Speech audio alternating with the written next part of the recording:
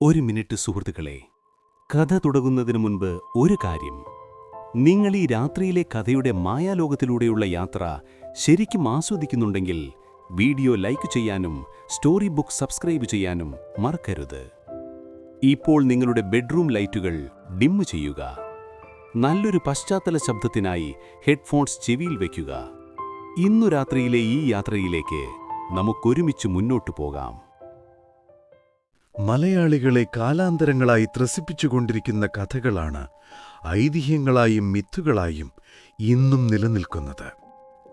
മനുഷ്യജീവിതത്തിൽ പലവിധ മാറ്റങ്ങൾ വന്നപ്പോഴും ഈ താൽപര്യത്തിന് കുറവ് സംഭവിച്ചിട്ടില്ല. ഈ ജനപ്രിയ കഥകളെ പുസ്തകരൂപത്തിലാക്കിയ കൊട്ടാരത്തിൽ ശങ്കുണ്ണിയുടെ ഐതിഹ്യമാലയിലെ ആകർഷകമായ ചില കഥകൾ പരിചയപ്പെടുത്തുന്ന പംക്തി. വയസ്കര ചതുർവേദി ഭട്ടിതിരിയും യക്ഷിയും.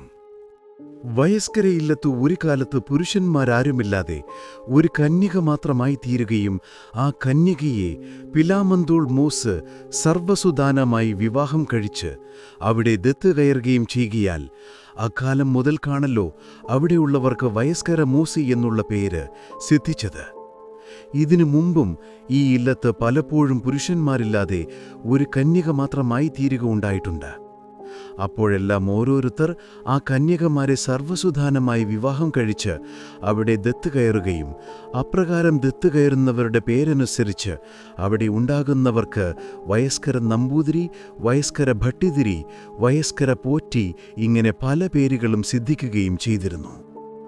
ഒരിക്കൽ അവിടെ ഒരു ഭട്ടിതിരി ദത്ത് കയറിയതിനാൽ അക്കാലം മുതൽ പിന്നെ ഒരു ദത്തുണ്ടായതുവരെ അവിടെയുള്ളവരെ വയസ്കര ഭട്ടിതിരി എന്നാണ് പറഞ്ഞു വന്നിരുന്നത്. ഒരു കാലത്ത് വയസ്കര ഇല്ലത്ത് ആയുർവേദം ഉൾപ്പെടെ 4 വേദങ്ങളും പഠിച്ച ഒരു മഹാവിദ്വാനുണ്ടായിത്തീർന്നു. അദ്ദേഹത്തെ എല്ലാവരും ചതുർവേദി ഭട്ടിതിരി എന്നാണ് പറഞ്ഞു വന്നിരുന്നത്. അദ്ദേഹം ഒരു മഹാവൈദ്യനും വലിയ മന്ത്രവാദിയുമായിരുന്നു. മന്ത്രവാദത്തിലുള്ള പ്രസിദ്ധി കൊണ്ട് അദ്ദേഹത്തെ മന്ത്രവാദത്തിനായി പല ദിക്കുകളിൽ നിന്നും ആളുകൾ വന്ന് കൂട്ടിക്കൊണ്ടുപോകുക പതിവായെന്നു. അങ്ങനെയിരുന്ന കാലത്ത് അന്ന് നാടുവാണിരുന്ന സാമൂതിരിപ്പാട് തമ്പുരാന് ഒരു യക്ഷിയുടെ ഉപദ്രവമുണ്ടായിത്തീരുകയും പല മന്ത്രവാദികൾ പഠിച്ച വിദ്യകളെല്ലാം പ്രയോഗിച്ചു നോക്കിയിട്ടും ആ യക്ഷിയെ ഒഴിപ്പിക്കാൻ കഴിയായകയാൽ ഒടുക്കം സാമൂതിരിപ്പാട് തമ്പുരാന്റെ ആളുകൾ വന്ന് ചതുർവേദി ഭട്ടിതിരിയെ കോഴിക്കോട്ടേക്ക് കൂട്ടിക്കൊണ്ടുപോകുകയും ഭട്ടിതിരി ചില മന്ത്രതന്ത്ര പ്രയോഗങ്ങൾ കൊണ്ട് ആ യക്ഷിയെ സാമൂതിരിപ്പാട് തമ്പുരാന്റെ ദേഹത്തിൽ നിന്ന് ഒഴിഞ്ഞു മാറ്റിക്കളയുകയും ചെയ്തു. യക്ഷി തന്റെ ദേഹത്തിൽ നിന്ന് വിട്ടുമാറിയെന്ന് പൂർണ്ണ ബോധം വരികയാൽ സാമൂതിരിപ്പാട് തമ്പുരാൻ പലവിധ സമ്മാനങ്ങൾ കൊടുത്ത് സന്തോഷിപ്പിച്ച് ചതുർവേദി ഭട്ടതിരിയെ സബഹുമാനം തിരിച്ചയച്ചു. ഭട്ടിതിരി കോഴിക്കോട്ട് നിന്ന് തിരിച്ചുപോന്നു.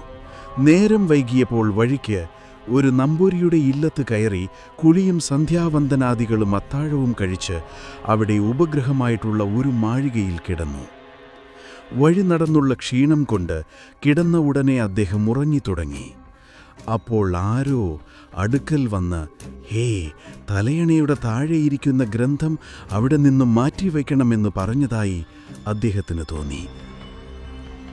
പെട്ടെന്നുണർന്ന് കണ്ണു തുറന്നു നോക്കിയപ്പോൾ സർവാംഗസുന്ദരിയായ ഒരു സ്ത്രീ തൻ്റെ അടുക്കൽ നിൽക്കുന്നതായി അദ്ദേഹം കണ്ടു. വിളക്ക് കെടുത്തിയിട്ടില്ലായിരുന്നതിനാൽ ആ സ്ത്രീയെ അദ്ദേഹത്തിന് പ്രത്യക്ഷമായി കാണാമായിരുന്നു. ആ സ്ത്രീ പിന്നെയും ആ ഗ്രന്ഥം മാറ്റിവയ്ക്കാൻ പറഞ്ഞു. ചതുർവേദി ഭട്ടതിരി എവിടെ പോകുമ്പോഴും ഈ മന്ത്രവാദ ഗ്രന്ഥം കൊണ്ടുപോകുകയും രാത്രികാലങ്ങളിൽ കിടക്കുമ്പോൾ അത് തലയ്ക്കൽ വച്ചുകൊണ്ട് കിടക്കുകയും പതിവായിരുന്നു. അദ്ദേഹം പല സ്ഥലങ്ങളിൽ നിന്ന് ദുഷ്ടദേവതകളെ ഒഴിച്ചിട്ടുള്ള ആളും ഒഴിക്കുന്ന ആളുമാകയാൽ ആ വകക്കാർക്ക് അദ്ദേഹത്തോട് വിരോധമുണ്ടാകുന്നതിനും തന്നിമിത്തം അവർ അദ്ദേഹത്തെ ഉപദ്രവിക്കാനും ഇടയുള്ളതുകൊണ്ടും ഈ ഗ്രന്ഥം കൈവശമുള്ളപ്പോൾ ഒരു ദേവതയ്ക്കും അദ്ദേഹത്തെ ബാധിക്കാൻ നിവൃത്തിയില്ലാത്തതുകൊണ്ടുമാണ് അദ്ദേഹം ആ ഗ്രന്ഥം കൊണ്ടു നടക്കുകയും അത് തലയ്ക്ക് വെച്ചുകൊണ്ട് കിടക്കുകയും ചെയ്തിരുന്നത്.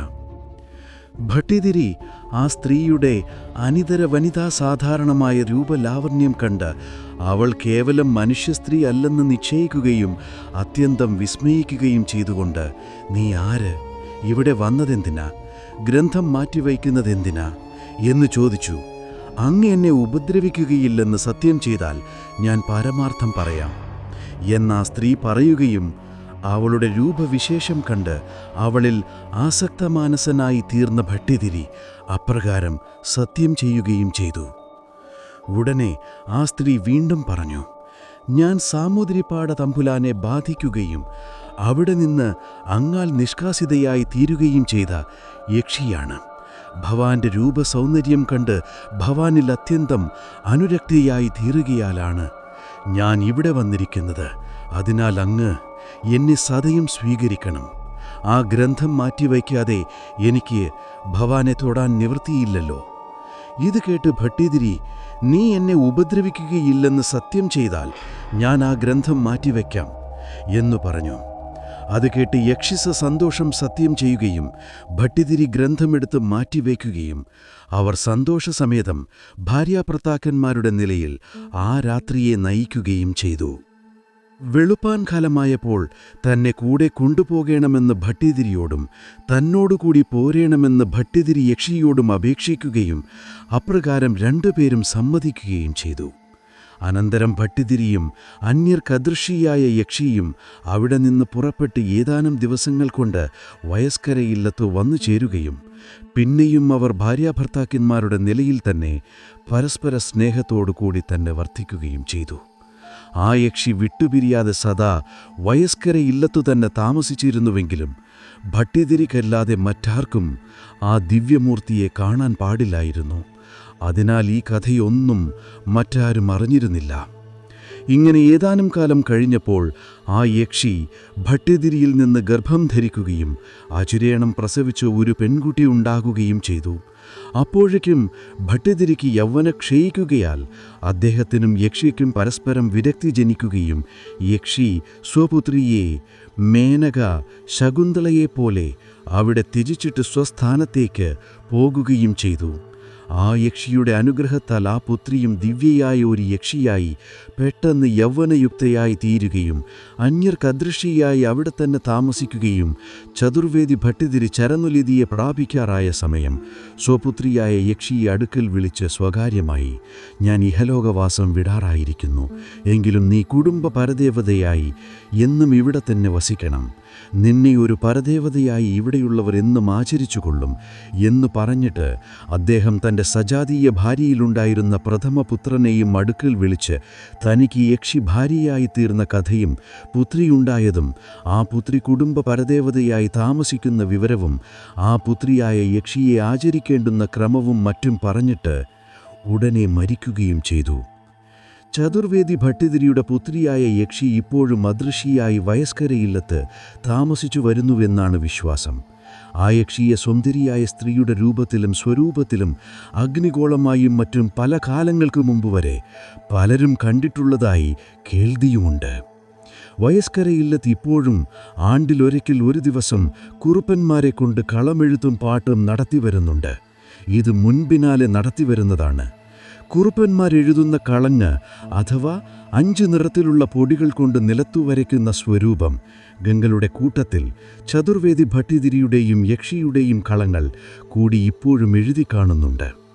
യക്ഷിയെക്കുറിച്ചുള്ള പാട്ടിൽ കുറുപ്പന്മാർ ചതുർവേദി ഭട്ടിതിരിക്ക് തിരുമകളായിരുന്നമ്മ എന്നുകൂടി പാടുന്നുമുണ്ട്. അതിനാൽ ഈ ഐതിഹ്യം കേവലം അടിസ്ഥാനരഹിതമല്ലെന്നും ഏതോ ഒരു കാലത്ത് ഏതൊക്കെയോ ഉണ്ടായിട്ടുള്ളതാണെന്നും വിശ്വസിക്കാവുന്നത് തന്നെ ഇരിക്കുന്നു.